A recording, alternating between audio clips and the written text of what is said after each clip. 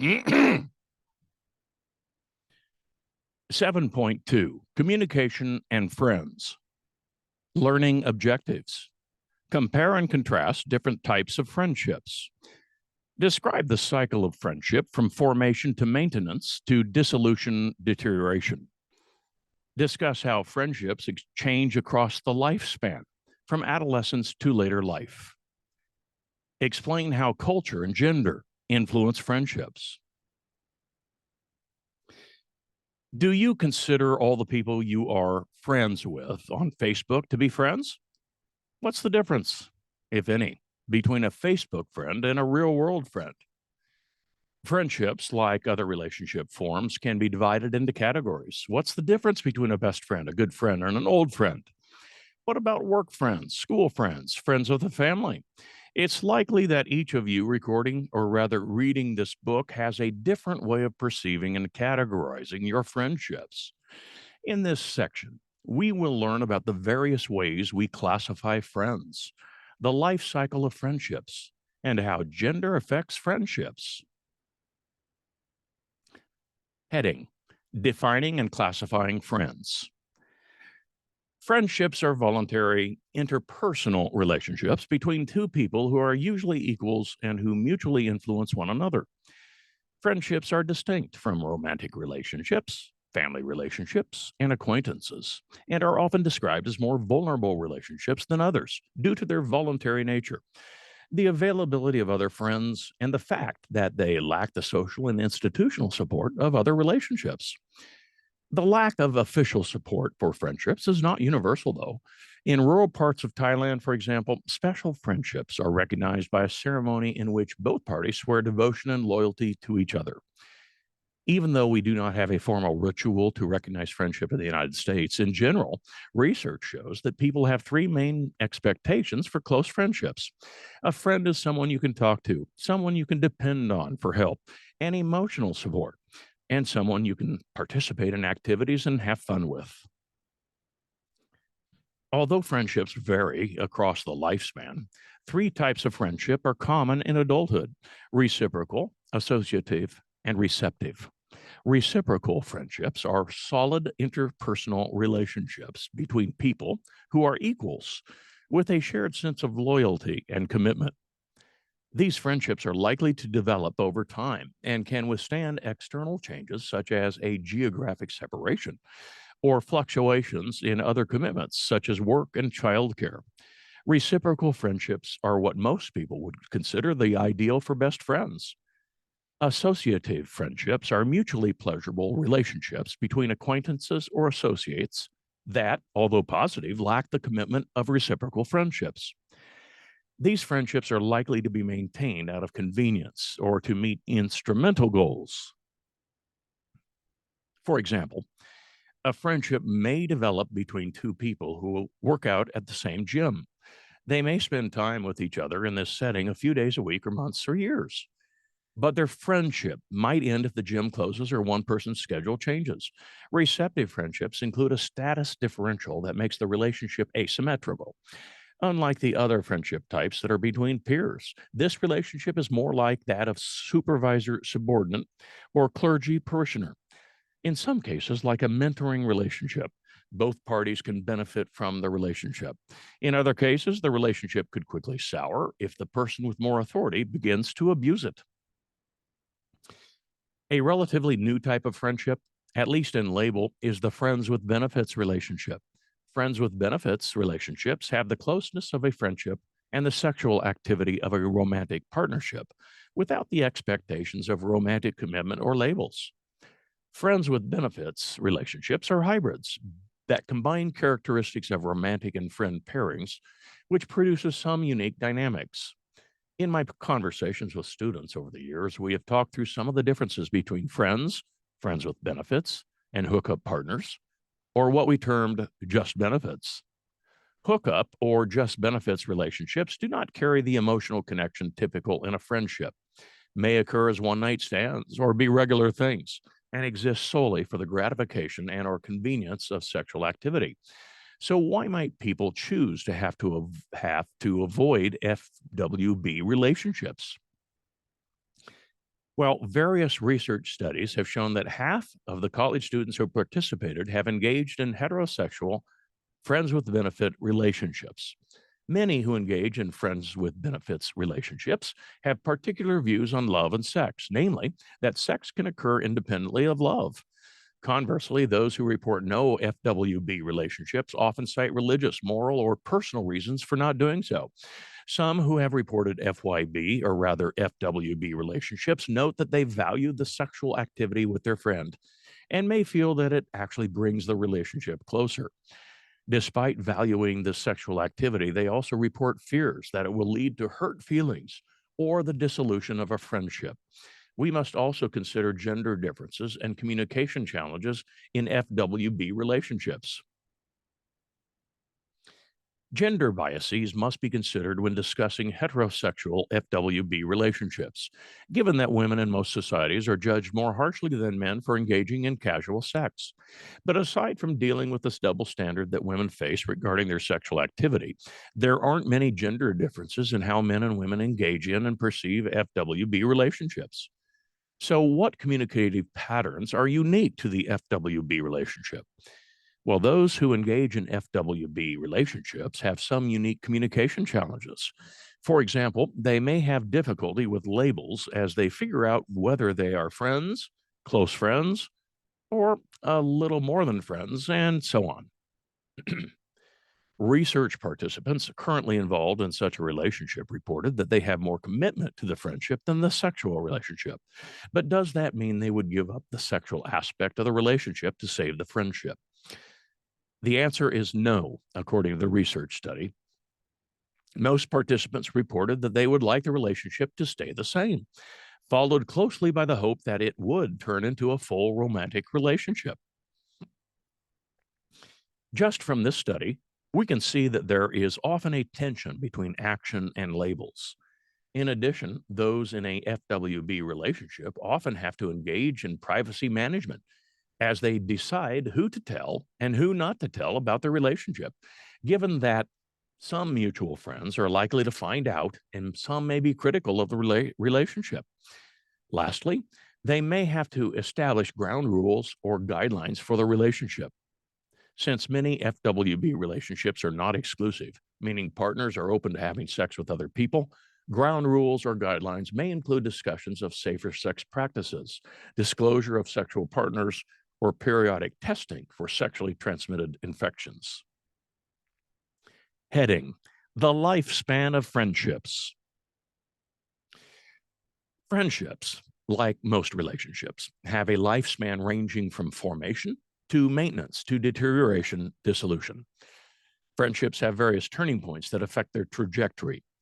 While there are developmental stages in friendships, they may not be experienced linearly, as friends can cycle through formation, maintenance, and deterioration, dissolution together or separately, and may experience stages multiple times. Friendships are also diverse in that not all friendships develop the same level of closeness, and the level of closeness can fluctuate over the course of a friendship. Changes in closeness can be expected and accepted as part of the cycle of friendships. And less closeness doesn't necessarily lead to less satisfaction. The formation process of friendship involves two people moving from strangers toward acquaintances and potentially friends. Several factors influence the formation of friendships, including environmental, situational, individual, and interactional factors. Environmental factors lead us to have more day to day contact with some people over others. For example, residential proximity and sharing a workplace are catalysts for friendship formations. Thinking back to your childhood, you may have had early friendships with people on your block because they were close by and you could spend time together easily without needing transportation. A similar situation may have occurred later if you moved away from home or college and lived in a residence hall. You may have formed early relationships, perhaps even before classes started, with hallmates or dorm mates. I've noticed that many students will continue to associate and maybe even attempt to live close to friends they made in their first residence hall throughout their college years, even as they move residence halls or off campus. We also find friends through the social networks of existing friends and family.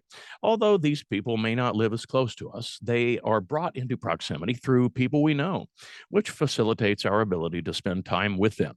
Encountering someone due to environmental factors may lead to a friendship if the situational factors are favorable. The main situational factor that may facilitate or impede friendship formation is availability. Initially, we are more likely to be interested in a friendship if we anticipate that we'll be able to interact with the other person again in the future without expending more effort than our schedule and other obligations will allow. In order for a friendship to take off, both parties need resources such as time and energy to put into it. Hectic work schedules, family obligations, or personal stresses such as financial problems or family or relational conflict may impair someone's ability to nurture a friendship. The number of friends we have at any given point is a situational factor that also affects whether or not we are looking rather to add new friends. I have experienced this fluctuation since I stayed in the same city for my bachelor's and master's degrees. I had forged many important friendships over those 7 years. But in the last year of my master's program, I was immersed in my own classes and jobs as a residence hall director and teaching assistant. I was also preparing to move within the year to pursue my doctorate. I recall telling a friend of many years that I was no longer accepting applications for new friends. Although I was half joking, this example illustrates the importance of environmental and situational factors. Not only was I busier than I had ever been, I was planning on moving and therefore knew it wouldn't be easy to continue investing in any friendships I made in my final year. Instead, I focused on the friendships I already had and attended to my other personal obligations. Of course, when I moved to a new city a few months later, I was once again accepting applications because I had lost the important physical proximity to all my previous friends. Environmental and situational factors that relate to friendship formation point to the fact that convenience plays a large role in determining whether a relationship will progress or not. While contact and availability may initiate communication with a potential friend, individual and interactional factors are also important. We are more likely to develop friendships with individuals we deem physically attractive, socially competent, and responsive to our needs. Specifically, we are more attracted to people we deem similar to or slightly above us in terms of attractiveness and competence. Although physical attractiveness is more important in romantic relationships, research shows that we evaluate attractive people more positively, which may influence our willingness to invest more in a friendship. Friendships also tend to form between people with similar demographic characteristics such as race, gender, age, and class, and similar personal characteristics like interests and values. Being socially competent and responsive in terms of empathy, emotion management, conflict management, and self disclosure also contribute to the likelihood of friendship development. If a friendship is established in the formation phase, then the new friends will need to maintain their relationship. The maintenance phase includes the most variation in terms of the processes that take place, the commitment to maintenance from each party, and the length of time of the phase. In short, some friendships require some more maintenance in terms of shared time together and emotional support than other friendships that can be maintained with only occasional contact. Maintenance is important because friendships provide important opportunities for social support that take the place of or supplement family and romantic relationships. Sometimes we may feel more comfortable being open with a friend about something than we could with a family member or romantic partner.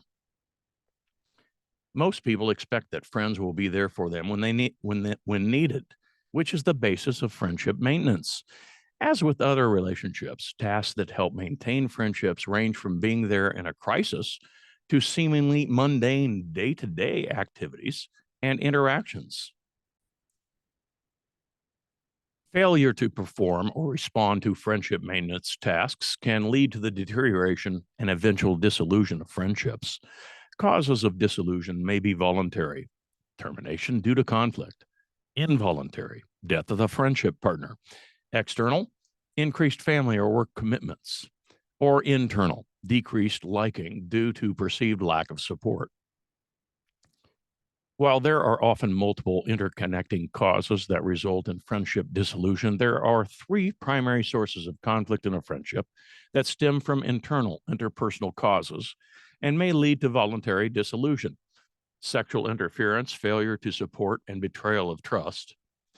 Sexual interference generally involves a friend engaging with another friend's romantic partner or romantic interest and can lead to feelings of betrayal, jealousy, and anger. Failure to support may entail a friend not coming to another's aid or defense when criticized. Betrayal of trust can stem from failure to secure private information by telling a secret or disclosing personal information without permission. While these three internal factors may initiate conflict in a friendship, discovery of unfavorable personal traits can also lead to problems. Have you ever invested in a friendship only to find out later that the person has some character flaws that you didn't notice before? As was mentioned earlier, we are more likely to befriend someone whose personal qualities we may find attractive. However, we may not get to experience the person in a variety of contexts and circumstances before we invest in the friendship.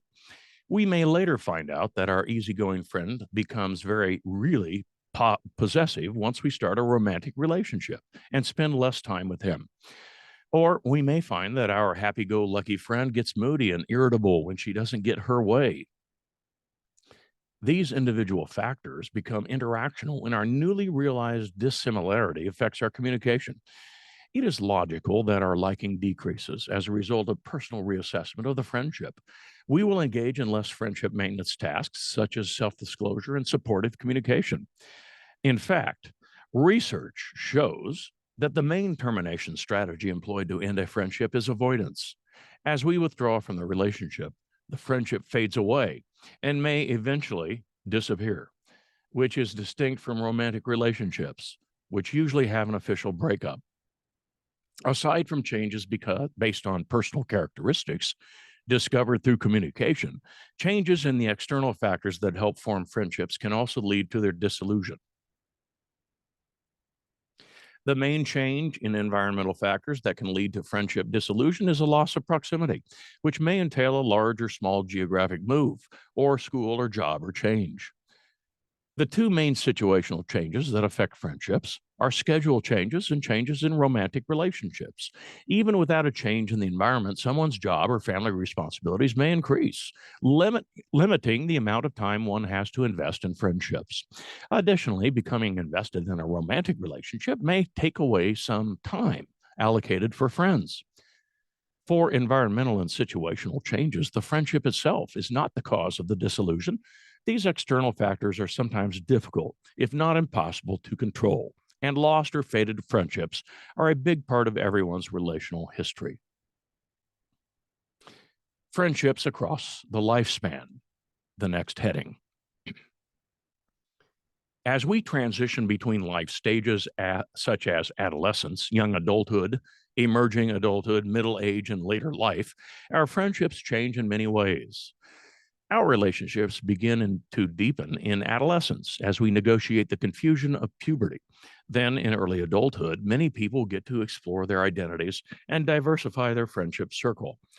Later, our lives stabilize and we begin to rely on friendships with a romantic partner and continue to nurture the friendships that have lasted. Let's now learn more about the characteristics of friendships across the lifespan. Heading. Adolescence begins with the onset of puberty and lasts through the teens. We typically make our first voluntary close social relationships during adolescence as cognitive and emotional skills develop. At this time, our friendships are usually with others of the same age and grade in school, gender, and race. And friends typically have similar attitudes about academics and similar values. These early friendships allow us to test our interpersonal skills, which affects the relationships we will have later in life. For example, emotional processing, empathy, the self-disclosure, and conflict become features of adolescent friendships in new ways and must be managed. Adolescents begin to see friends rather than parents as providers of social support, as friends help negotiate the various emotional problems often experienced for the first time. The new dependence on friendships can also create problems. For example, as adolescents progress through puberty and forward on in their identity search, they may experience some jealousy and possessiveness in their friendships as they attempt to balance the tensions between their dependence on and independence from friends. Additionally, as adolescents articulate their identities, they look for acceptance and validation of self in their friends, especially given the increase in self consciousness experienced by most adolescents. Those who do not form satisfying relationships during this time may miss out on opportunities for developing communication competence, leading to lower performance at work or school and higher rates of depression. The transition to college marks a move from adolescence to early adulthood and opens new opportunities for friendship and challenges in dealing with the separation from hometown friends. Heading: Early adulthood. Early adulthood encompasses time around 18 to 29 years of age. And although not every person in this age group goes to college, most of the research on early adult friendships focuses on college students. Those who have the opportunity to head to college will likely find a canvas for exploration and experimentation with various life and relational choices, relatively free from the emotional time and financial constraints of starting their own family that may come later in life. As we transition from adolescence to early adulthood, we are still formulating our understanding of relational processes. But people report that their friendships are more intimate than the ones they had in adolescence. During this time, friends provide important feedback on self-concept, careers, romantic and or sexual relationships, and civic, social, political, and extracurricular activities. It is inevitable that young adults will lose some ties to their friends from adolescence during this transition, which has positive and negative consequences. Investment in friendships from adolescence provides a sense of continuity during the often rough transition to college. These friendships may also help standards for future friendships, meaning the old friendships are a base for comparison for new friends. Obviously, this is a beneficial situation relative to the quality of the old friendship. If the old friendship was not a healthy one, using it as the standard for new friendships is a bad idea. Additionally, nurturing older friendships at the expense of meeting new people and experiencing new social situations may impede personal growth during this period. Heading: Adulthood. Adult friendships span a larger period of time than the previous life stages discussed. As adulthood encompasses the period from 30 to 65 years old, the exploration that occurs for most middle class people in early adulthood gives way to less opportunity for friendships in adulthood, as many in this period settle into careers, nourish long term relationships, and have children of their own. These new aspects of life bring more time constraints and interpersonal and task obligations. And with these obligations comes an increased desire for stability and continuity. Adult friendships tend to occur between people who are similar in terms of career position, race, age, partner status, class, and educational level. This is partly due to the narrowed social networks people join as they become more educated and attain higher career positions. Therefore, finding friends through religious affiliation, neighborhood work, or civic engagement is likely to result in similarity between friends. Even as social networks narrow, adults are more likely than young adults to rely on their friends to help them process thoughts and emotions related to their partnerships or other interpersonal relationships. For example, a person may rely on a romantic partner to help process through work relationships and close coworkers to help process through family relationships. Work life and home life become connected in important ways as career, money making, intersects with and supports the desires for stability, homemaking. Since home and career are primary focuses, socializing outside of those areas may be limited to interactions with family, parents, siblings, and in laws, if they are geographically close. In situations where family isn't close by, adults close or best friends may adopt kinship roles, and a child may call a parent's close friend Uncle Andy, even if they are not related. Spouses or partners are expected to be friends. It is often expressed that the best partner is one who can also serve as best friend. And having a partner as a best friend can be convenient if time outside the home is limited by parental responsibilities. There is not much research on friendships in late middle ages, ages 50 to 65, but it has been noted that relationships with partners may become even more important during this time as parenting responsibilities diminish with grown children and careers and finances stabilize. Partners who have successfully navigated their middle age may feel a bonding sense of accomplishment with each other and with any close friends with whom they shared these experiences. Heading Later life. Friendships in later life adulthood, which begins in one's 60s, are often remnants of previous friends and friendship patterns. Those who have typically had a gregarious social life will continue to associate with friends if physically and mentally able. And those who relied primarily on a partner, family, or limited close friends will have more limited, but perhaps equally rewarding interactions. Friendships that have extended from adulthood or earlier are often old or best friendships that offer a look into a dyad's shared past.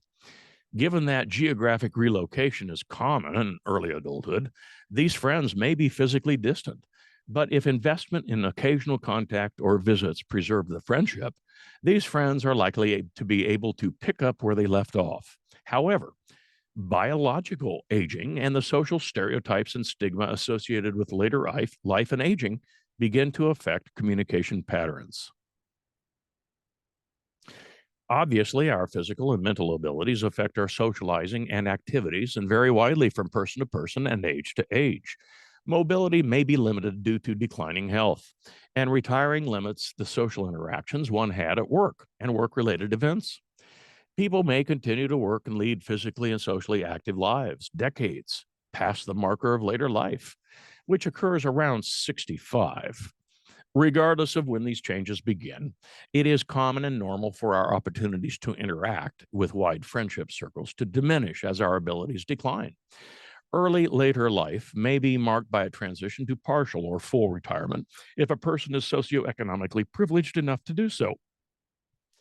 For some, retirement is a time to settle into a quiet routine in the same geographic place, perhaps becoming even more involved in hobbies and civic organizations, which may increase social interaction and the potential for friendships.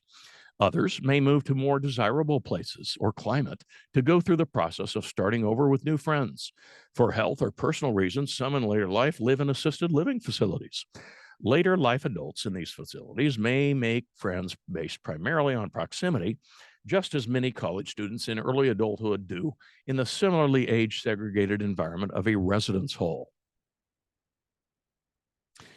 Friendships in later life provide emotional support that is often only applicable during this life stage.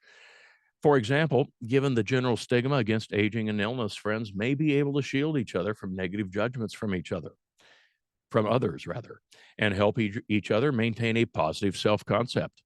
Friends can also be instrumental in providing support after the death of a partner. Men, especially, may need this type of support, as men are more likely than women to consider their spouse their sole confidant, which means the death of the wife may end a later life man's most important friendship. Women who lose a partner also go through considerable life changes, and in general, more women are left single after the death of a spouse than men due to men's shorter lifespan and the tendency for men to be a few years older than their wives. Given this fact, it is not surprising that widows in particular may turn to other single women for support. Overall, providing support in later life is important given the likelihood of declining health. In the case of declining health, some may turn to family instead of friends for support to avoid overburdening friends with requests for assistance. However, turning to a friend for support is not completely burdensome, as research shows that feeling needed helps older people maintain a positive well being. Heading Gender and Friendship. Gender influences our friendships and has received much attention as people try to figure out how different men and women's friendships are.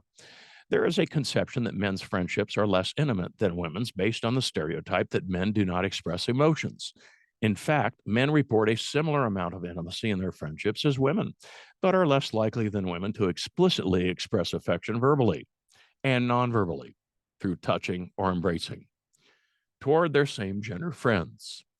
This is not surprising, given the societal taboos against same gender expressions of affection, especially between men, even though an increasing number of men are more comfortable expressing affection toward other men and women.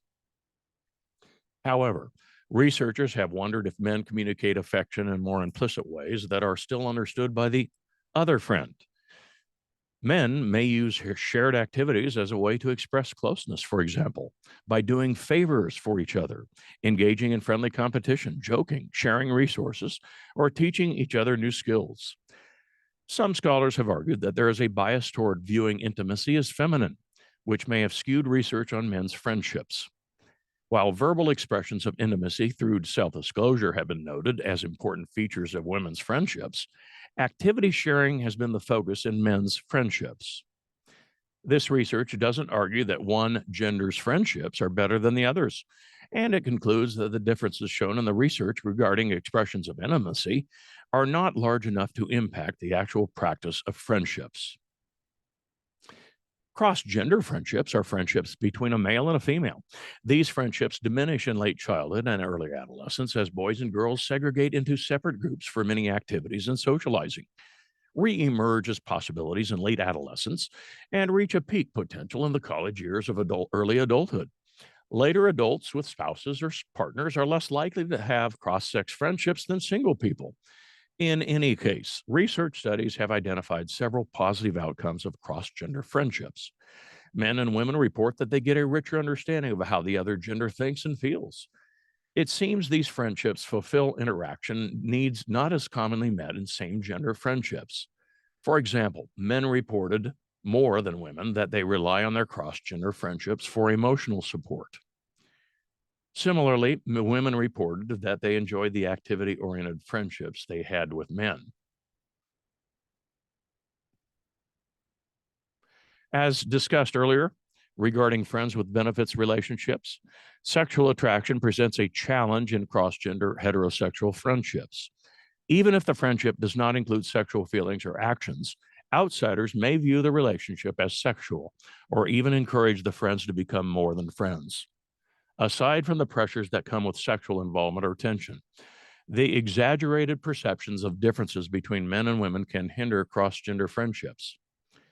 However, if it were true that men and women are too different to understand each other or be friends, then how could any long term partnership, such as husband wife, mother son, father daughter, or brother sister, be successful or even enjoyable?